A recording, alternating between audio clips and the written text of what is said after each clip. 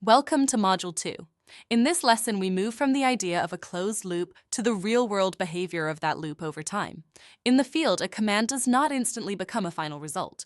A valve moves, water or air changes, a coil transfers heat, and only after that does the sensor report the effect. If we do not understand that speed and delay, we may make the wrong tuning decision.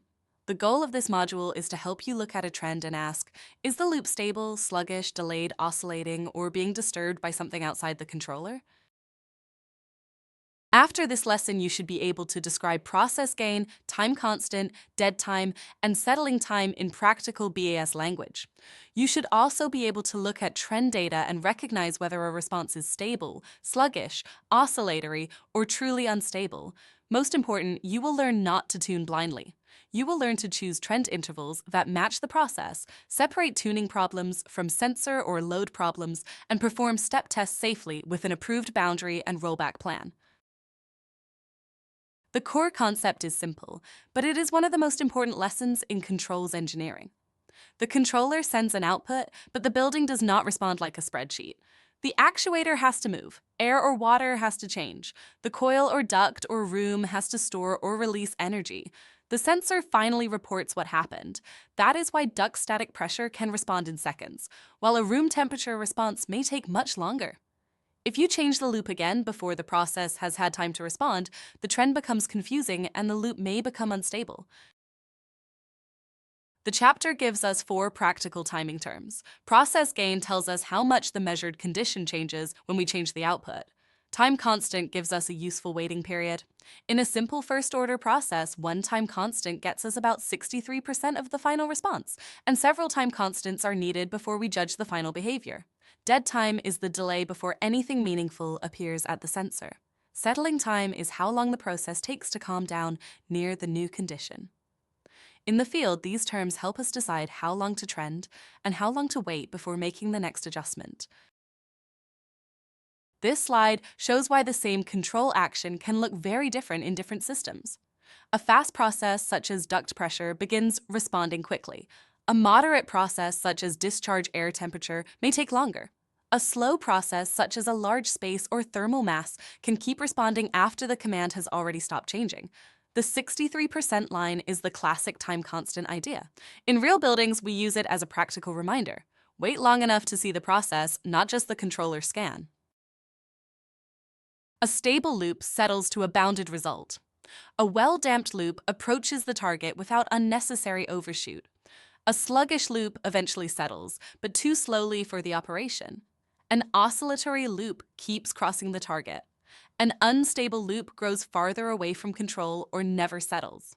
But here is the field lesson. Do not assume that every oscillation is tuning. Staging, changing load, sensor noise, bad valve authority, hunting terminal boxes, or priority conflicts can look like a tuning problem. Always diagnose the whole system before changing gains. The controller must execute often enough to observe the process, but faster is not always better. If a loop runs much faster than the process, it may react to noise. If it runs too slowly, it may miss important movement. Trends follow the same principle. A 1-second trend on a room temperature may create a lot of data without more understanding. A protective event may need temporary high-resolution capture. For most BAS diagnosis, trend set point, process variable, output, mode, proof, and key disturbances together.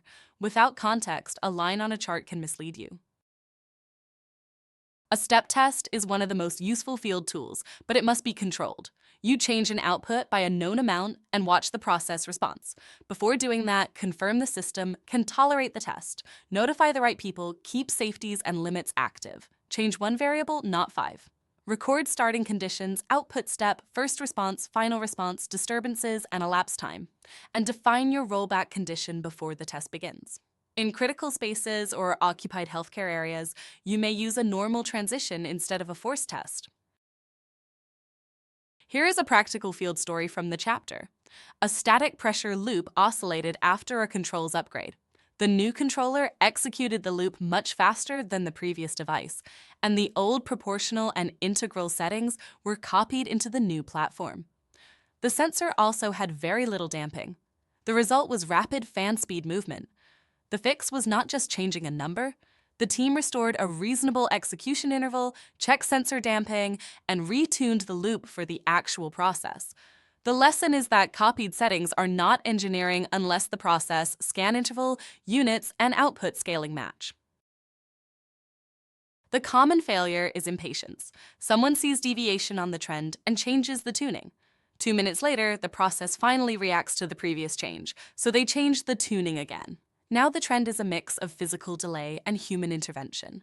Other common mistakes include ignoring sensor location, using the same scan interval everywhere, blaming PID when load or staging is actually changing, and step testing without an approved boundary.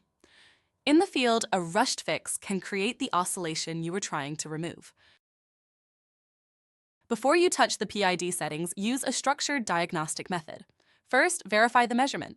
Is the sensor valid, located correctly, and scaled correctly? Second, verify the actuator or final control element. Third, verify equipment capacity. Fourth, verify the mode and priority structure. Fifth, trend the response long enough to see the process speed. Only after those checks does tuning become a responsible engineering decision.